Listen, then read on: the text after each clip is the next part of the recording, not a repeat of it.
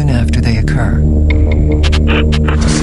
Their investigators use the tools of science, psychology, and law enforcement to get as close to the truth as the truth will allow.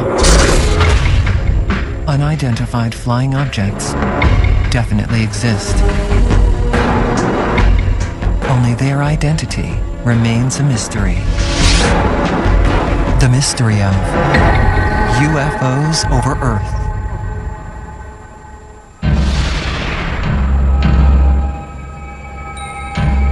You know, when they talk about Galileo, he'd have his telescope and he'd invite people from the scientific community to come and look in the eyepiece. They didn't believe and they wouldn't look in. And what we're facing with here is this is out there, and some of us are looking in the telescope and trying to figure out what's going on out there.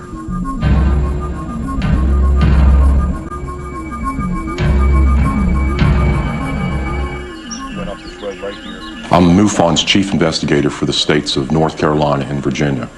I essentially work as a volunteer and volunteer my time. I went to Fayetteville, North Carolina, and I met with Chris Bledsoe, and I videotaped what he was telling me. I know what I saw. There's no skeptic in the world. They can say what they want sitting behind a desk, but they won't hear. When I interviewed Chris, he described lights in the sky at 3 different locations. As you get into the UFO investigations, you'll find people always are describing things they can't find words for. So I'm working more like a police sketch artist. We want to make this look as close to the actual event. This is the location along the Cape Fear River, where 5 guys got together one night to do a little evening fishing. We were all fishing right in this very spot. Chris leaves his friends. He walks up to this spot on the road, and this is where he has his first encounter. Looking this way, you see the trees in front. See where it drops off, that little hut down there? Yeah. That's where I was standing. And there's these 2 orange balls, huge, and they were motionless, sitting side by side. Okay, so this is about the size it would have been over that tree right there. But what alerted me, a third one came in the blink of an eye. And I turned around in a pretty good clip, not running, but a good pace walk back to the river. Now, this is the point in the river. Chris races back to tell his friends what he's seen. They all look up in the sky.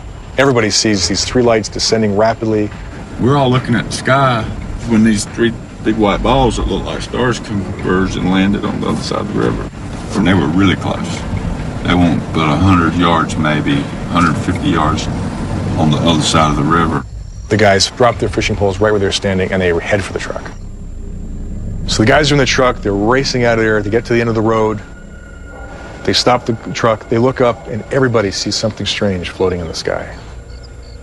But the story doesn't end there. Chris goes home, and the barking dogs lead him outside to his backyard, and that's where the story gets really weird.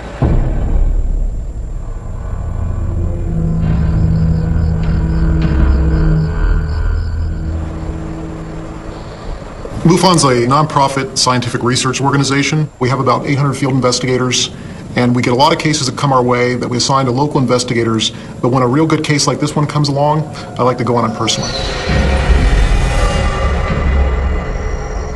Tell me what happened. You came back from your walk, you came down here, the guys are fishing down here, right? They're sitting right here, okay. Right on this bottom area. Chris appears to be a pretty respected member of the community. He's a commercial pilot.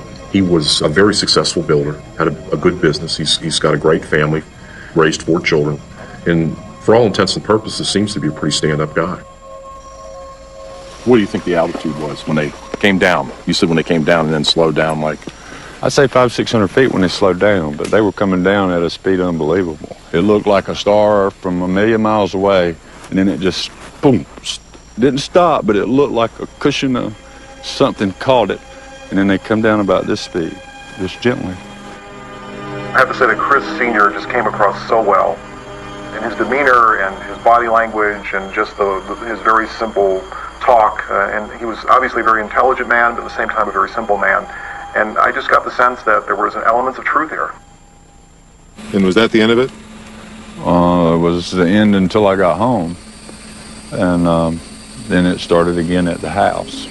What happened at the house? That's when my dogs went nuts, and I ran out to see what was bothering them. My Chesapeake took off in the woods. I ran around to cut them off, whatever it was, and that's when this entity is standing 3 or 5 feet away from me. So it went on a long time. I mean, it was a hectic night. It was totally something I'll never forget. It haunts me. My Chesapeake runs right, it's about right here and stops. I wasn't even thinking an entity or nothing like that. I'm thinking some sort of animal.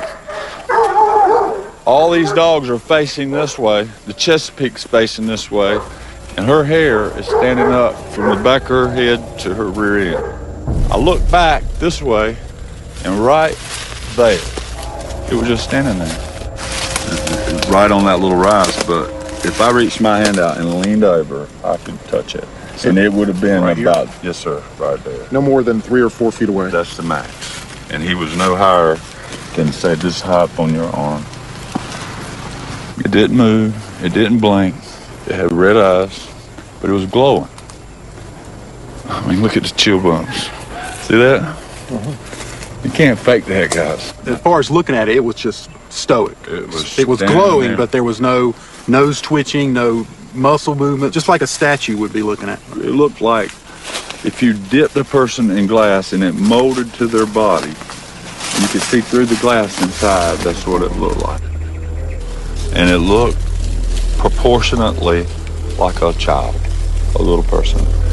These creatures did not look like the standard close encounters aliens that we have kind of grown up to know and love, dipped in glass and a very shiny surface that apparently went from literally, fingertip to head and everything else. For a second, I was frightened, and I stood here and I said, okay, I'm a big guy. If you want me, you got me. You got me cornered. I have nowhere to go. This was an important part of this investigation for us because I think most people are going to look at what his reaction was and they're going to believe him. Were you moving around? I wasn't moving a bit. I was frozen, and I was looking at it, and it was looking at me, and I was thinking real fast, if it's going to get me, it's going to get me. And I just kind of calmed down and relaxed. And, I felt at peace at that moment. Where's the dog at this point? It was coming straight to it. Came right through here. When it got to right in there, the whole thing disappeared. Chris, thank you. Thank you. Do you mind if we just take a minute to discuss and evaluate? What do you think, man? I don't know. Undescribable. Incredible. We get a lot of stories. We get a lot of cases that involve entities, humanoids, but I've never seen a case before where the entity was just 4 feet away from you. To me, that's pretty amazing. Didn't notice any arm movement. I mean, it's basically this deal, looking right at him. Robotic creature standing there that just vanished in thin air. 1 second was there, the next second was gone. Yeah. As far as his description, it's staying consistent with his original submission that he made to MUFON. I'm still processing. I don't know what to think right now. If he was hoaxing this, if he was trying to scam it, why wouldn't he just use the description everybody else uses? This is a very interesting case, but at the same time it's a very tough one because there's no physical evidence and we have to rely on strictly witness testimony. So far we've only been able to interview Chris, but there were 4 other people involved, and I'd really like to see what they have to say about this. As far as I know, we're getting invaded by UFOs. I remember being one on the right, one in the middle, and one toward the left. I'm thinking, boy, this is really sizing up to be a whopper. Like an invasion, you know what I'm saying? That's what we were thinking in our mind. An estimated 10,000 UFO sightings are reported each year. MUFON, the Mutual UFO Network, chronicles these sightings, but only investigates those they consider credible. The following is an account of one such investigation.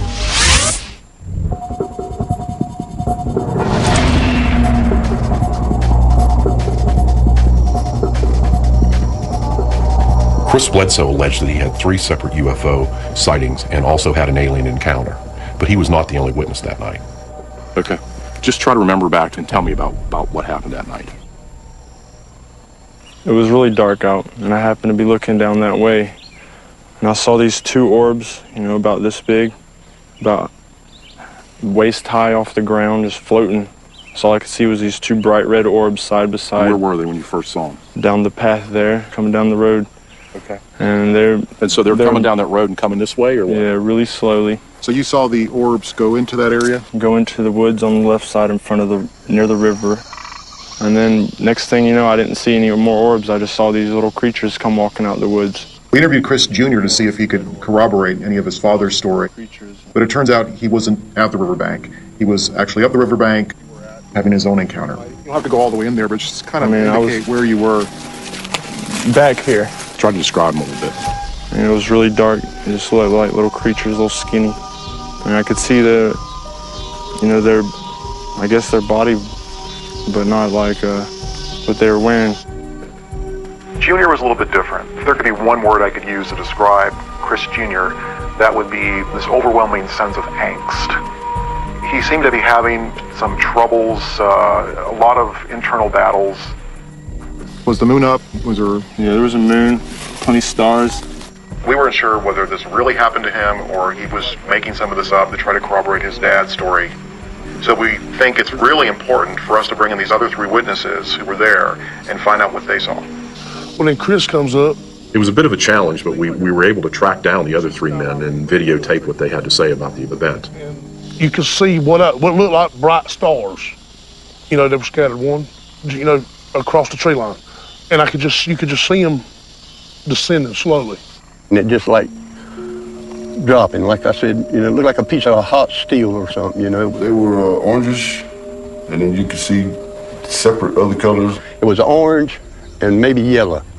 I remember being one on the left, right, one in the middle, and one toward the left. From that tree to this tree, they were right there. You could see them just perfect right there. That's when it freaked me out. Now, so I said, hey guys, look, y'all see them? Y'all see these? I got so paranoid I opened my pocket knife. And that's when the panic set in, There wasn't nothing normal about it. What if someone was to say, look, all you guys saw was some flares? I'd call them a lie. Have you seen flares before? Yeah. Any way they could have been flares, just military flares? Nah. Have you seen flares? We stood there for 5 or 10 minutes looking at them. Right. Ain't no flare gonna sit up there that long. Right. As I'm hearing these guys tell me their story, although there's some minor discrepancies here, basically everybody's pretty much telling us the same thing, and they're pretty much corroborating each other's stories. There wasn't no sound. I mean, it was dead still that night. No sound whatsoever. Did you hear any other noise? Normal noises, birds, Nothing. animals? It was quiet. It was quiet. It was just, you could have heard a rat piss on a piece of cotton. That's how quiet it was. One of the big discrepancies was the description of the large light that they saw at the top of the hill. 3 of them saw this big ball of light. When we come out of here, before we left, there was a light right on. It was a big light right there in that field there. But Chris Sr. had this very vivid description of what the craft looked like.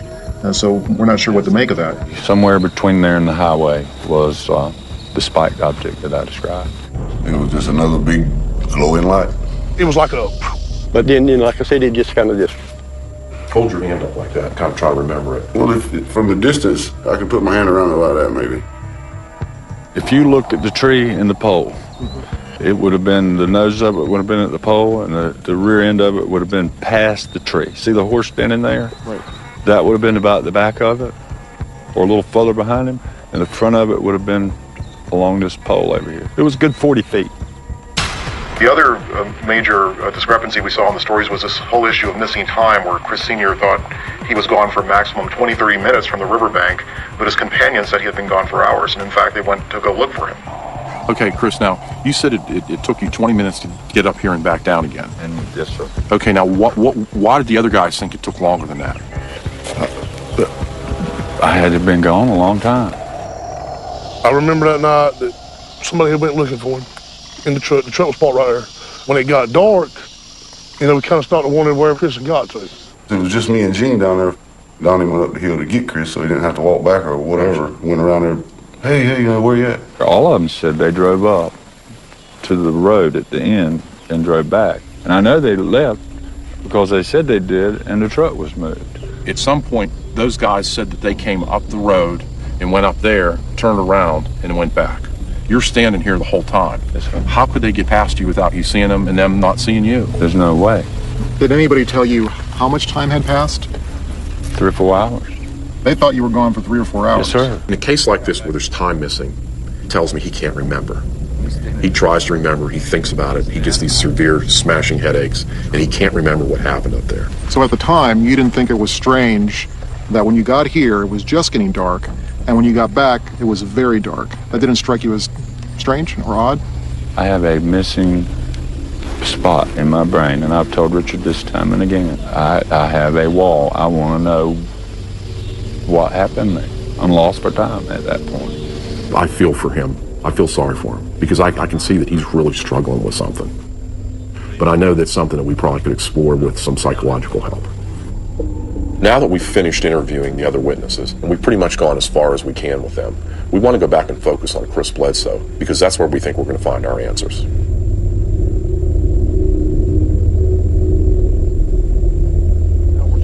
In cases like this where there's potential for having close encounters, what we found is that the use of regression hypnosis can sometimes help us to uncover missing memories. It's like we're in the sky.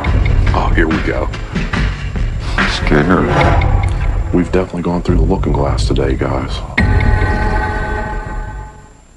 The rear end of it would have been past. Chris Sr. just seems to be really well known within that community.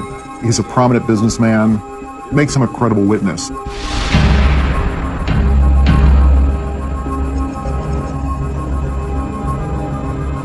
We're not sure if what happened to Chris Bledsoe is real or fantasy, but we're hoping that regression hypnosis will provide that answer. You do the regression hypnosis, you basically put the client in a state of unconsciousness. Sometimes they refer to it as putting in a trance. And the psychologist can basically talk to the individual and take the information off their subconscious mind. You're in control here. All I'll be doing is just helping you to get focused. Dr. Michael O'Connell is a Harvard-trained psychologist. He's got 15 years experience, and he's probably done a regression hypnosis on somewhere around 250 individuals, and we are very lucky to have him. Yes. You're okay. You're okay.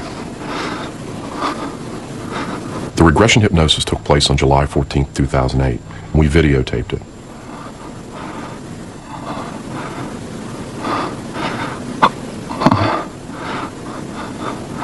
Where are we going? Tried to hide. I couldn't. They're looking at me. There's 4 of them. They're so tall. Skinny. How tall are they? Real tall. 7 foot or better. They're not human. They're not human. 4 of them. Uh-huh. I just want to go home. Let me go. I want to see my son. Mm-hmm. What do you want? Wherever he was when they were doing this explains why. I mean, that would explain why when they come up the hill looking for him, he wasn't there. What does the room look like? It's round. It's dark. In areas. But I can see lights, controls. I can feel no movement, none. Okay, Michael, go ahead. Push it to the limit. Are they telling you why you were chosen? Uh-huh. What reason was that? They're my guardians. Looking after you? Uh-huh. Your well-being? Uh-huh. Every time I get sad, they're here. I know I've been sad. Is that why you come? Are they the same ones that you saw in your backyard later? That's their children. Their children? Uh-huh. They let them out to play. In your backyard? This is just your routine, everyday stuff here, right? 20 years in the business. Have they been inside your home? Yeah. We've definitely gone through the looking glass today, guys. I've seen the tapes before, but this is one of the best ones I've ever seen. All the way up? You can feel it in your butt, in your back? So what do you think? Oh. Was I abducted? A lot of similarities. You're Unfortunately, you're not unique in this world. Everything we were trying to figure out, you pretty much told us. Yeah. Really? Yeah, you did real good. You did good. I'll show it to you. What we're watching here with Chris is very consistent with the typical abduction scenario. It obviously accounts for the missing time. Can I come back? It also accounts for the fact that someone got in the truck, drove up the hill to where he was, and he wasn't there.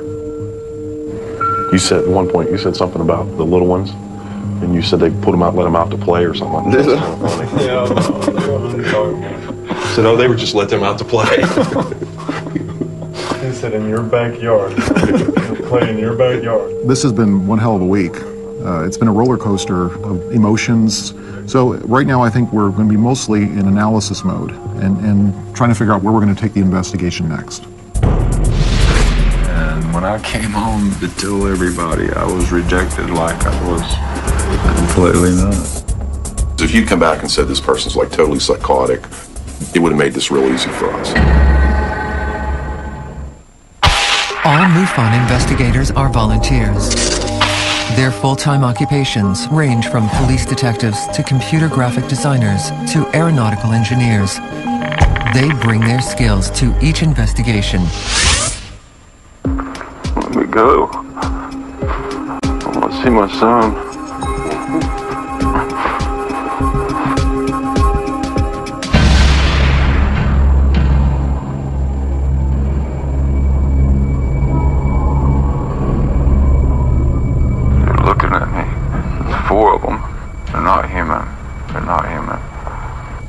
In an effort to reconnect Chris with his experience, we created an animation to show him. And we're hoping with his feedback, we can know whether we're accurate or not. Here's the first one. What we're looking at here would be when you guys were at the riverbank and you saw the lights come over. How's that look? It's pretty close. The third orb should be where the other one is on the left. You want me to back this up a little bit, No, Chris? stop it right there. When I first came up the road, I was looking that way. It was about this amount of light. There was one here, more like this high. And this one that was stationary was here. And then one came from here in a blink of an eye and stopped just above those trees right there. The fact that Chris was able to point out the discrepancies in the animation and how they could be fixed lends more credibility to his testimony. The way he's got it's pretty close. Right there. See that spike? Is that sticking out on the front? He does have. Do away with those. I mean, a few changes and it'll be... Well, we're going to go back and we'll get it fixed so it's right like you showed us. Now that we have Chris's feedback, we can finalize the animation.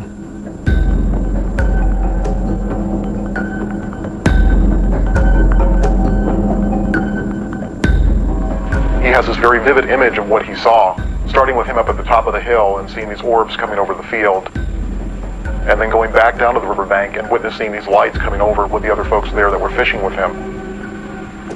And then all of them getting back in the truck and going to the top of the hill again and seeing this strange spike craft. And then racing home from there and having this alien encounter.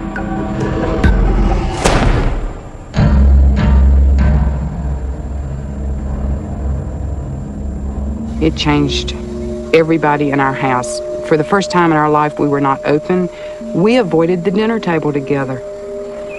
I've been ashamed to share anything with anybody, and I have neglected some family members, avoided them intentionally. It's been emotional, it's been stressful, it's been horrifying. In fact, can I tell you this? Our marriage and our family was on the verge of splitting up over this thing. So it's been tough, but it's not a train wreck yet. The dramatic changes in their behavior and the stressors that it caused in their family life is a major confirmation that something went on.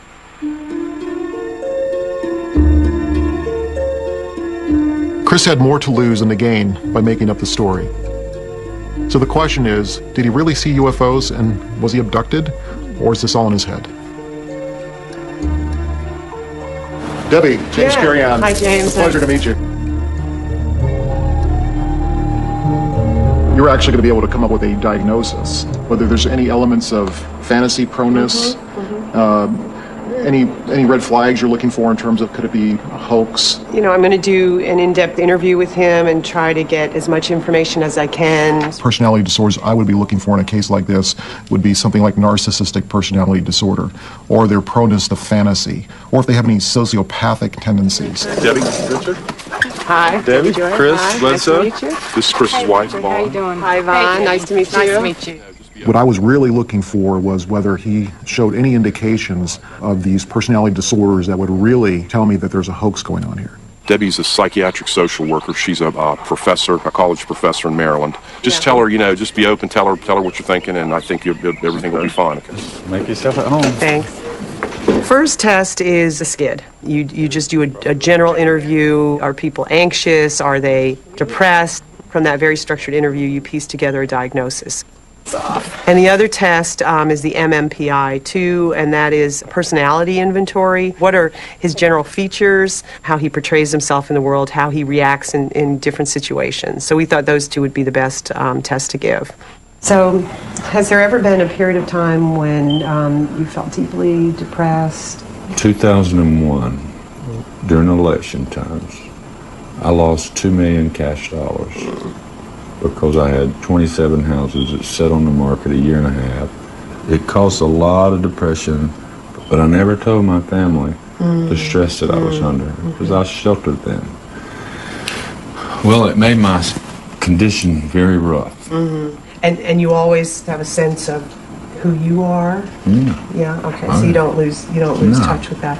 About that night and what happened, would you describe that as a trauma? Oh, it was definitely traumatic. Yes, ma'am. It's very painful to think about it. And when I came home to tell everybody, I was rejected like I was completely nuts. Yeah, you have a lot of pain about that. Yeah.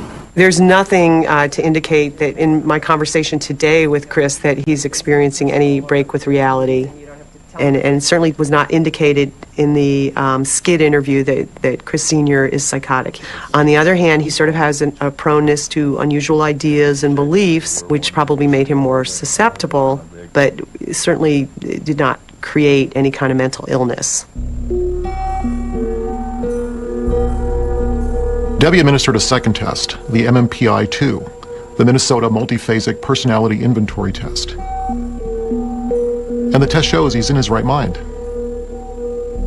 The MMPI basically said that he is vulnerable, and being vulnerable, he could have a certain level of psychotic or disturbed thinking, but that really seems unlikely, and actually his personality profile doesn't indicate that he's sort of prone to, making up lies or conspiring or things like that. If you'd come back and said this person's like totally psychotic, and it would have made this real easy for us. And that never came up. Yeah. I was pretty relieved that I didn't see any of the major personality disorders there. So I'm pretty convinced that this is not something that was hoaxed. Come on, talk for me. Wish you would. It simply doesn't make any sense whatsoever that he would lie about it, that he would collude with others to lie about it, that he would conspire with anyone. You risk more coming forward with a story like this than you would ever gain. But the bottom line is, it's Chris Sr.'s word about whether he saw this creature. And that's why we have to do the polygraph. Did you make up any of the information regarding the entity you reported seeing on the night in question? No. How would you summarize the test?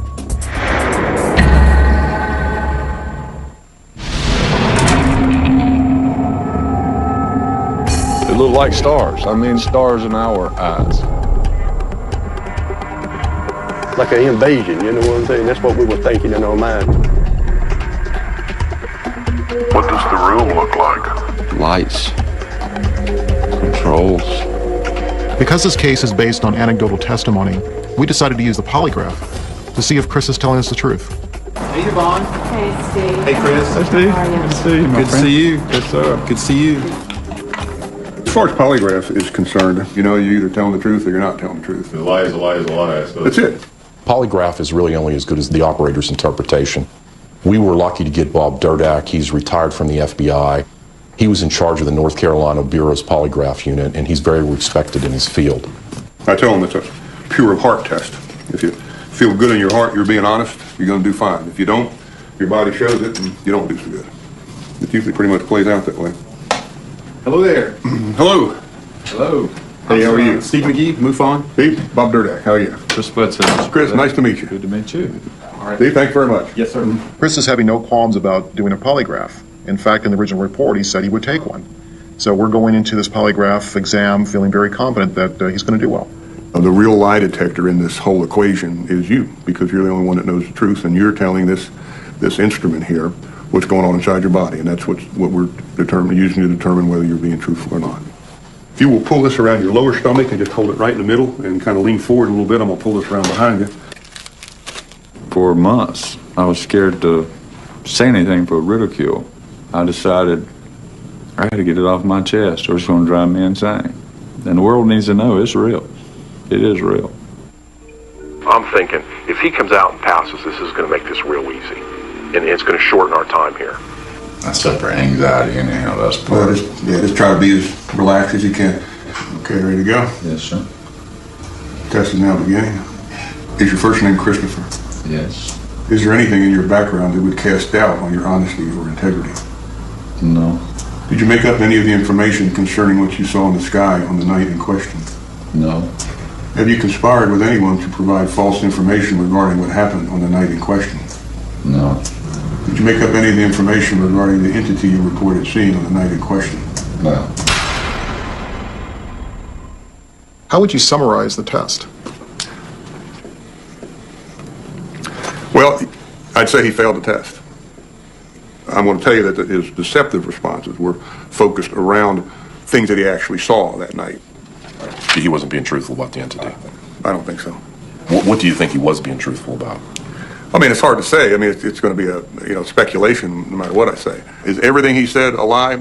You can't glean that just from the polygraph. You can glean that from the investigation, the information you collect, and everything should fit at some point.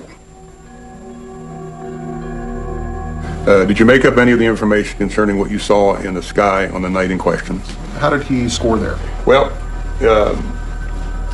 if you just took the numerical score, he would have been inconclusive on that. The one he had deceptive responses to was the entity, seeing the entity. You know, he kept saying, I'm not sure myself when I think about it if I really saw it or not, but I know I did. He didn't come right out and tell us everything was a lie, but basically the part about the entity reflected negatively in the polygraph. I ended up doing 2 series. So even though I may feel disappointed, in the back of my mind, I'm saying reserve judgment. Reserve judgment. So you have to weigh all that evidence, and it really comes down to who do you believe? Essentially, it was negative. Basically, the operator's telling us that he wasn't being honest. He was neutral on the orange orbs, and he was neutral on the lights in the skies. I think we're all a little disappointed. Honestly, the relationship I've developed with Chris, I really felt like I owed it to him to sit down and talk to him about it. This was going to be his chance to either confirm or deny that he still was going to stick to his guns, or he was going to finally come out and admit that, no, guys, all right, you got me. We wanted to talk to you and get your reaction. Okay. Because I was basically going to hit him right between the eyes with it and see what he says. Hopefully, he'll benefit somehow, some way.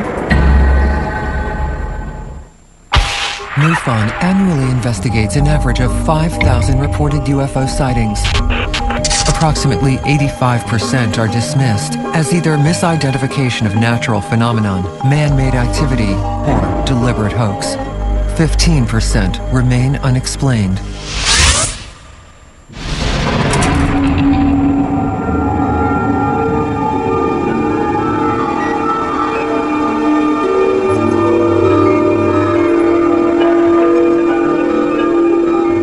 We were really concerned and wanted to talk to you and get your reaction. Okay. It was an uncomfortable time because I was basically going to hit him right between the eyes with it and see what he says.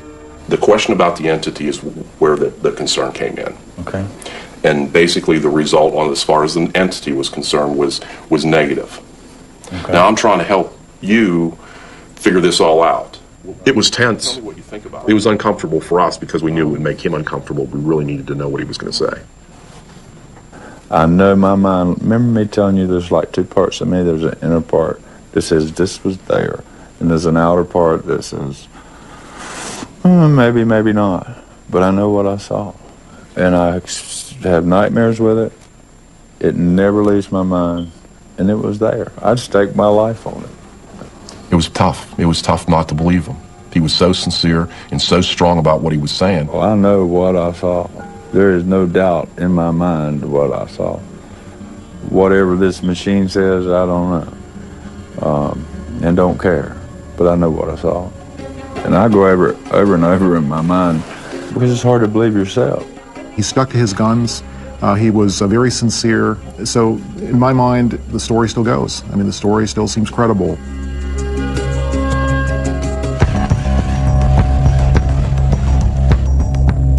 After all this, Chris still insists that he saw 3 UFOs and he had an alien encounter on January 8th, 2007. Now that the animation has given us this very vivid description of the object, we can check our archives to see if somebody else had a similar sighting. In cases like this, you really just have to pull all the stops and make sure you're covering all your bases. Gathering corroborative information from law enforcement, from the local newspapers and media to see who else may have reported something similar. Yes, I'm with MUFON. I'm a field investigator, and I was wondering if you could check your newspaper archives for an unusual sighting January 8th of 2007. Okay, when I search after January 1st of 2007, I don't see any local stories. We contacted the local military installations, the airports, trying to find somebody else who may have reported this or may have seen things, and we came up with nothing. As I scroll down on our case management system, the time frame of the Bledsoe sighting, as I look here, we've got a submission on January the 9th, 2007. One of the interesting aspects about the Bledsoe case is Chris Sr.'s description of the craft at the top of the hill. What struck me as I'm going back through the MUFON archives is we found a similar case from 2001 up in Wisconsin where the craft that was seen there was almost identical to what Chris was describing. The whole egg shape and the protrusions. In fact, when I put them side by side, I was amazed at how similar they were. Basically describes the same thing as the witnesses in the case that we're working on right now. To have 2 cases in different parts of the country, different time frames, where both craft are so similar is just amazing. Now that we have this other sighting from Wisconsin, the question is this coincidence? Is it a collective fantasy? Or are people really witnessing the same object in different states? Based on the year differences, I would have to say they're seeing the same object. So wouldn't you crawl over one of those guys? Yeah. Let's talk about closure on something like this. The reality is that when you work on a case like this, you never get a cut and dry solution. We have a lot of evidence, a lot of information, a lot of testimony, and we'll never know for sure exactly what happened. So it's frustrating to us that we haven't been able to gather the necessary data we want to prove that something really happened. But at the same time, we know this is happening, we know that people are experiencing this, and we really would be remiss if we didn't investigate it. We can't simply ignore it. These are things that are happening to people every day, and they're having these experiences, so we want to be there to be able to not only try to figure out what's going on, but try to secure some sort of proof that this is a reality.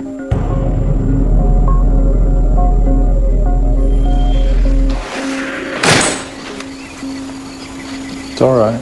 Come on out here. What do you think? I don't know what to think. You don't?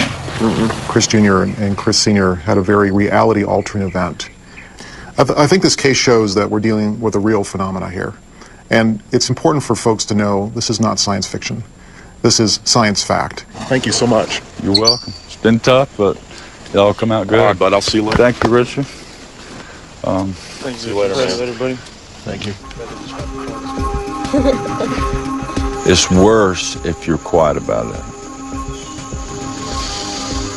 It'll never leave what I saw, and one day, everybody will know the truth.